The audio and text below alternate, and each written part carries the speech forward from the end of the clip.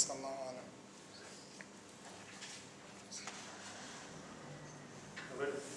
Yeah. How about male giving da'wah to female? It means that there's no one giving da'wah to the female. Yeah. No, this one is okay. Inshallah. Even with sisters giving da'wah to the male, if there is no one. Imagine, let's say, in a place, no one is a scholar except one of the women. What do? We don't know our deen. She's the only one who learned the deen. So who is going to teach us? Of course she will come and teach. You have to sit down and then she give you everything. Yeah. No problem with that. If you do it in the way Aisha used to do it, in the way some of the wives of the righteous people they used to do it, between the barrier is the best thing. Yeah.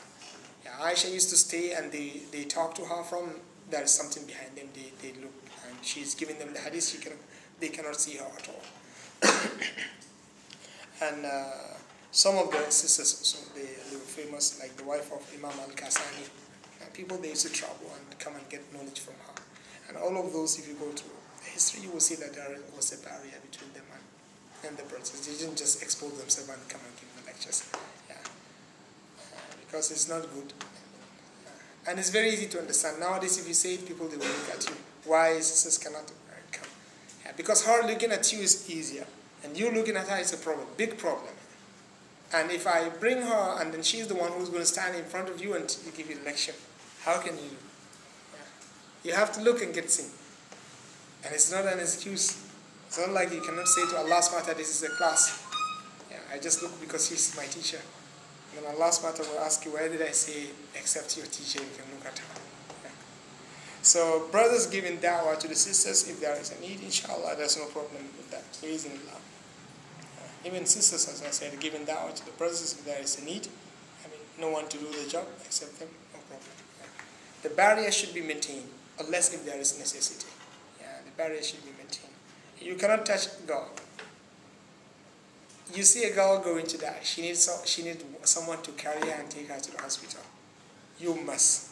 She fell into the something, and there is no one to bring her. She fell into the river, and no one to rescue her except you.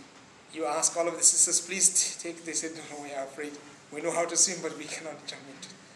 You try to push one of them. She said, no, we cannot. What are you going to do? Leave the other one die? No, you will be in trouble also with Allah. You have to go in and bring her. And close your eyes. One of my friends, he rescued a woman in Hajj. He came out, he said to me, Wallahi, if I see a woman dying, I will never help her. I will see her, I will let her die. And because of her, she was saved, because this is during the stoning the Jamarat. The first year I did, around 160 people died in one day, just at once. In that place, Allah subhanahu wa ta'ala knows I was almost killed by someone. I mean, you don't know. And the one who is trying to kill you, he doesn't know. Yeah, before you realize, you will just see someone, dragging you with your haram, tying it just like this. He doesn't know he's doing it. So you have to fight to release your neck, otherwise you will lose your head. And if you fall down in that place, most likely finish. We just say to you, inshallah, we meet you in paradise. So in this place, he saw a girl falling down. And there is no one. People, they start just stepping on her. What did he do? He brought her up and out of the place. He's a shepherd. This shepherd is normally strong. But he said he was disturbed by this girl. Even in that moment. Because he's human being, he's male, and she's female. Just like this. So that's why he came with the idea. He said, Wallahi, I will never help a girl in my life. I said to him, no. This situation, you have to do it because this is a necessity. It's better for you to get into trouble than losing the life of this girl. That's it. So there are certain situations, although you cannot touch, but if there is a need, you can do it, no problem, inshallah. But the fear of Allah subhanahu wa ta'ala should be maintained in every place.